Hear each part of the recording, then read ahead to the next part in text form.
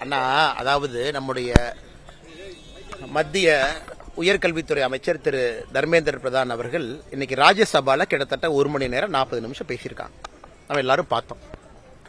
அதில் தர்மேந்திர பிரதான் அவர்கள் நேற்று லோக்சபால பேசும்பொழுது தெளிவா சொன்னாங்க. நான் யாரையும் தவறா சொல்லல. திராவிட முன்னேற்ற கழகத்தினுடைய பாராளுமன்ற உறுப்பினர்களை பத்தி நான் குறிப்பிட்டு பேசியிருக்கிறேன்.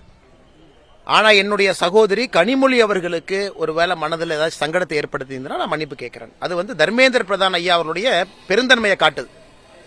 அதே நேரத்தில் எங்களை பொறுத்தவரை அவர் மன்னிப்பு கேட்டிருக்க வேண்டாம் தான் நான் நினைக்கிறேன். ஏன்னா அவர் தப்பா எதுவும் சொல்லலையே. பெருந்தன்மையாக நடந்து கொண்டிருக்கின்றார்கள் எங்களுடைய அமைச்சர் ஐயா தர்மேந்திர பிரதான் அவர்கள் இன்னைக்கு ராஜ்யசபால சொல்லியிருக்கிறாங்க.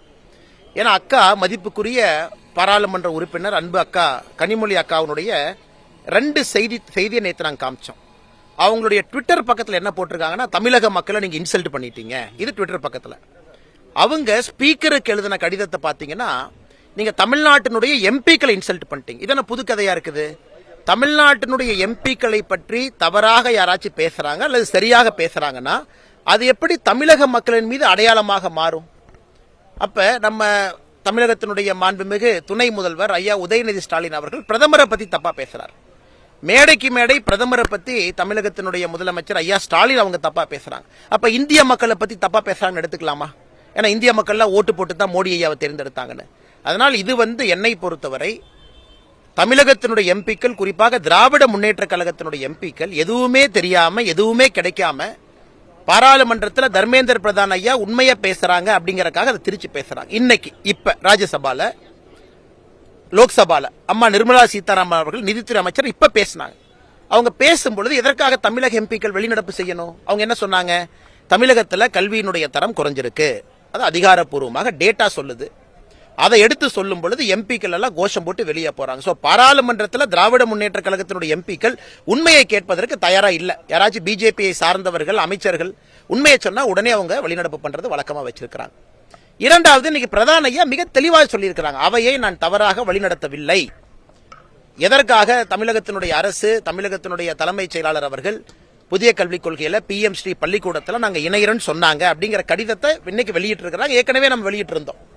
அதனால் இவர்கள் பிரதான் ஐயாவை பற்றி தவறாக தொடர்ந்து பேசுவது திராவிட முன்னேற்ற கழக எம்பிக்களுடைய வாடிக்கை. நான் என்ன கேட்கிறேன்னா, தமிழகத்தினுடைய முதலமைச்சர் மன்னிப்பு கேட்கிறேன்னு நான் கேட்கிறேன். எதுக்கு? இன்னைக்கு செங்கல்பட்டு நடந்த பொதுக்கூட்டத்தில் என்ன சொன்னாங்க?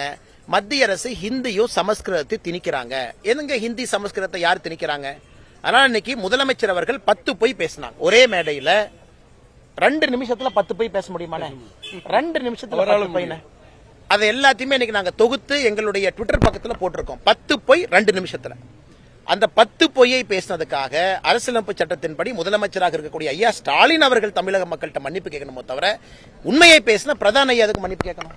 ஏங்கண்ணே நீங்க சொல்லுங்கண்ணே, நீங்களே சொல்லுங்கண்ணே, மன்னிப்பு கேட்கணுமா? சரிங்கண்ணே. அடுத்துண்ணே, ஐயா அதான் திரும்ப திரும்ப சொல்றேங்க ஐயா, அவங்க என்ன தவறா பேசினதுக்கு மன்னிப்பு கேட்கணும். இதனுடைய முதல் இது. தர்மேந்திர பிரதான் அவர்கள் அவருடைய பெருந்தன்மையாக என் சகோதரி ரொம்ப கோச்சுக்கிட்டாங்க, என் சகோதரி கோச்சு கூடாது, அதுக்காக நான் சகோதரிட்ட மன்னிப்பு கேட்கிறேன்னு சொல்லி சொன்னாங்க. அது அவருடைய பெருந்தன்மையை காட்டுது. இவங்க தமிழக மக்களை பத்தி இன்சல்ட் பண்ணிட்டாங்க, தமிழக மக்களை பத்தி தவறா பேசினாங்கன்னு இதை லாஜிக்ல சொல்றாங்கன்னா, இவங்க பிரதமரை பற்றி தவறாக பேசும் பொழுது இந்திய மக்களை தவறா பேசுறாங்க நாங்க எடுத்துக்கலாமா? அது அபத்தத்தினுடைய உச்சம். அதனால முதலமைச்சர் அவர்கள் இன்னைக்கு செங்கல்பட்டு பொதுக்கூட்டத்தில் பேசிய எந்த கருத்துமே ஏற்புடையது அல்ல. இவங்க சண்டை போட்டு தமிழக அரசு என்ன சாதிக்க போறாங்க? தமிழக மாணவ செல்வங்களுடைய கல்வித்திறனை குறைப்பதற்காகத்தான் இந்த சண்டை நடக்குதோ தவிர ஆக்கப்பூர்வமாக மாநில அரசு என்னங்க செய்யறாங்க? நீங்களே சொல்லுங்க.